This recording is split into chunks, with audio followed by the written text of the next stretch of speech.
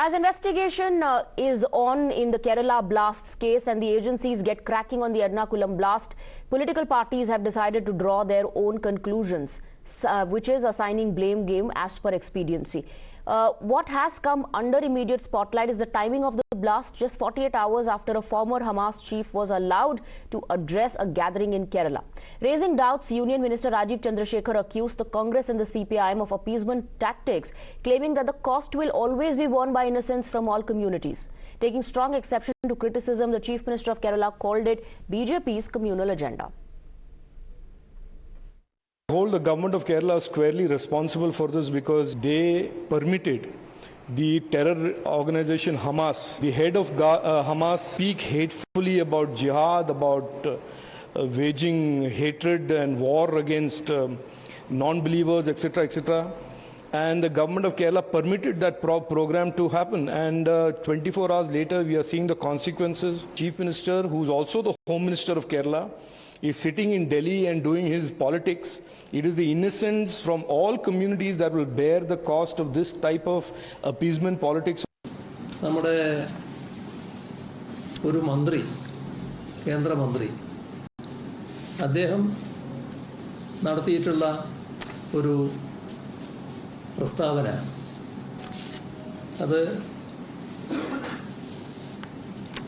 dirty, shameless appeasement politics by a discredited CM in bracket and HM Pinarayi Vijayan, besieged by corruption charges, sitting in Delhi and protesting against Israel, when in Kerala open calls by terrorist Hamas for jihadis causing attacks and bomb blasts on innocent Christians. അത്തരമൊരു ഗൗരവമായ സംഭവത്തിൽ നേരത്തെ തന്നെ ഒരു പ്രത്യേക നിലപാടെടുത്ത് പ്രത്യേകമായി ചിലരെ ലക്ഷ്യം വെച്ചുകൊണ്ടുള്ള പ്രചരണ രീതികളാണ് ഈ ഒരു വിഭാഗം സ്വീകരിച്ച് കാണുന്നത്. അത് അവരുടെ വർഗീയ നിലപാടിൻ്റെ ഭാഗമായിട്ടുള്ളതാണ്. ആ വർഗീയ നിലപാടിനോടൊപ്പമല്ല കേരളം നിൽക്കുന്നത്. കേരളം എല്ലാ വർഗീയതയ്ക്കും എതിരായ നിലപാടാണ് എല്ലാ കാലത്തും സ്വീകരിച്ചിട്ടുള്ളത്. Pinarayi Vijayan also drew flag for voicing his concerns over deaths in Palestine at a protest in Delhi while blasts hit his own state. But it wasn't just left versus BJP in the political slugfest. RSS and Congress were also dragged into the political tempest. The last few years, sadly for Kerala, has seen the growing rise of a lot of fundamentalist organizations and a rise of a lot of organizations that have very extremist, radical Islamist thoughts. Yesterday in Kerala, a terror leader who, ironically and shockingly 2 weeks back, was addressing a crowd in Pakistan where he called for a global jihad. And yesterday in Kerala, he was addressing a massive crowd in Kerala virtually. All this is shocking. Once again, the NIA will have to step in because there is no other alternative, because the state government is hand in glove with these terror organizations. Kerala में जितना हिंसा का घटना घटती है या उसमें एक बड़ा हिस्सा आरएसएस के लोग करते हैं, क्योंकि वहाँ कम्युनिस्ट सरकार के खिलाफ आरएसएस का साजिश बहुत पुराना है. सरकार बनने के बाद उसको साजिश बढ़ती जा रहा है. Let's go across to our guests. We have BJP spokesperson Charu Pragya and political analyst Dr. Jairaj joining us. So there's a political blame game which has begun now, Charu Pragya, and you just heard Mr. Hanan Mullah who says, the violent incidents that take place in Kerala, BJP is responsible, RSS is responsible for that. How do you respond to that? Swati, a very good morning to you, and this is such an unfortunate incident to be discussing early in the morning. But Kerala government has become not merely a government that tolerates terror, but they are sympathetic to terror. They in fact encourage terror by the kind of appeasement politics they carry out, and they continue to do so even at a time like this when we've lost 3 lives in Kerala. See, this is not a stray incident. If we look at the pattern of the last couple of years, there has been, a concentrated effort in Kerala to encourage terrorism. In 2020, a UN report actually said that Kerala has members of the ISIS living within the state. In 2019, there was a blast. Very recently, the blast was in 2022 and 2 people died. It was in Kannur. In 2019, the NIA actually arrested 10 people who were allegedly planning to carry out attacks on senior members of the civil society, even politicians. So there is this encouragement all around that needs to stop. I ask for this blast also. Where did the IED come from? Where did the material to carry out the blast come from? Why is it that the Chief Minister of Kerala is more concerned about what is happening in another country than what is happening I want to bring in his nose? Mr. Jairaj, respond to that, because the BJP has also alleged that the Kerala government is responsible for the situation today because it allowed a Hamas leader to address a pro-Palestine rally. Actually, in this situation, we don't have time for mudslinging, because the situation here, what happened in Kerala, is the act. It is a terrorist act by a single person who made an improvised device, a homemade device, and it was a crude bomb with a timer set it. And the NIA stepped in. Many other national agencies like RAW set in. They all are very clear about all these things. So in 28 people are still in hospital, 52 people are still in hospital, 3 dead, and it's not a time for political,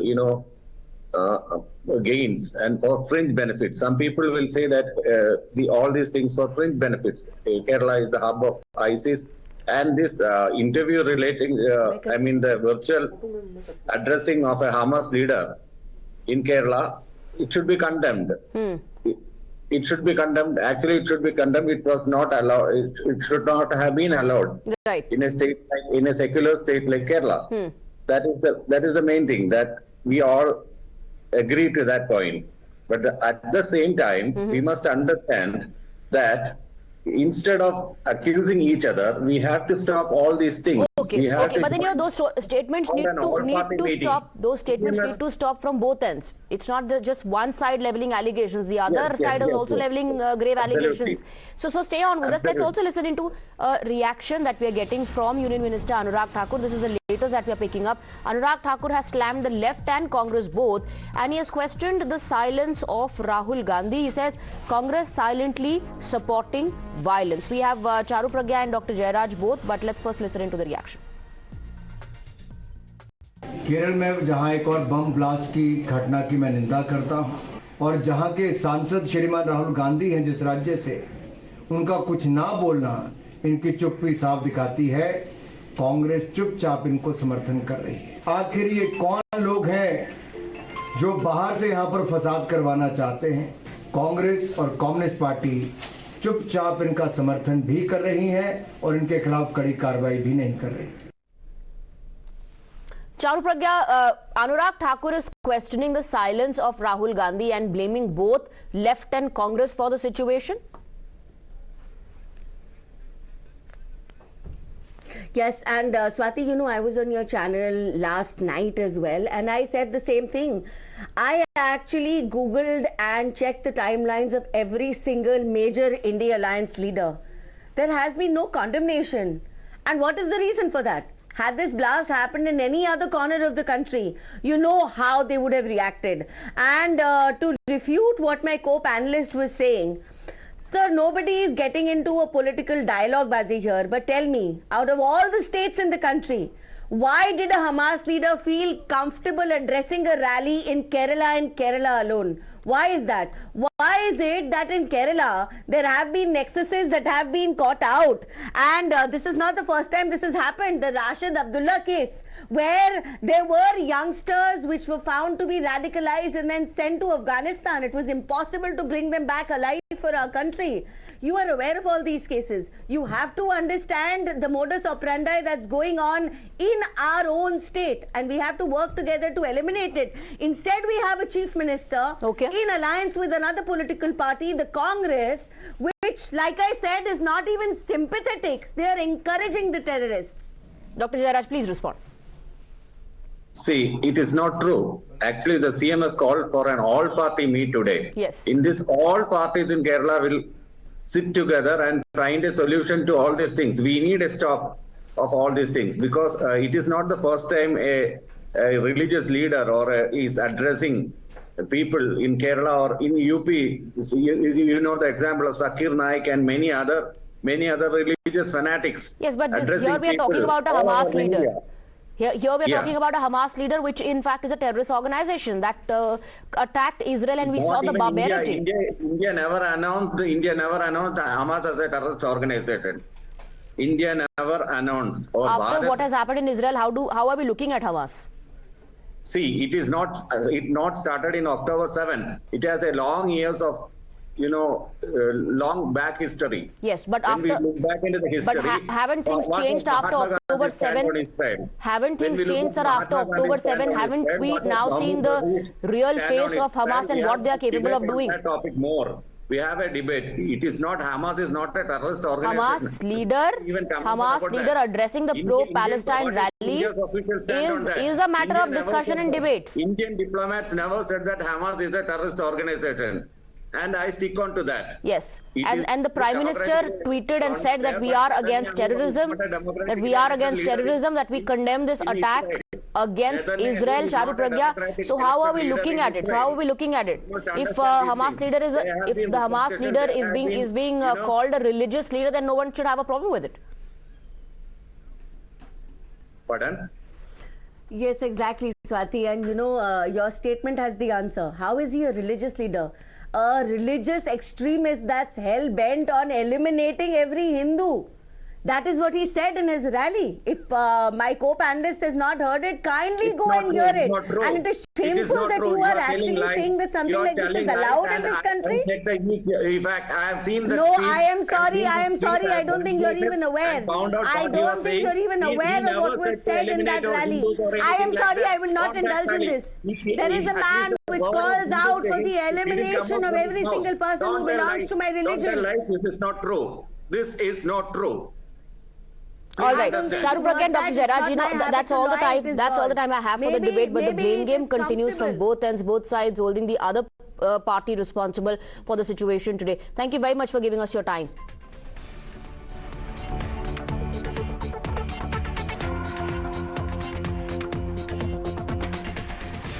We're moving on.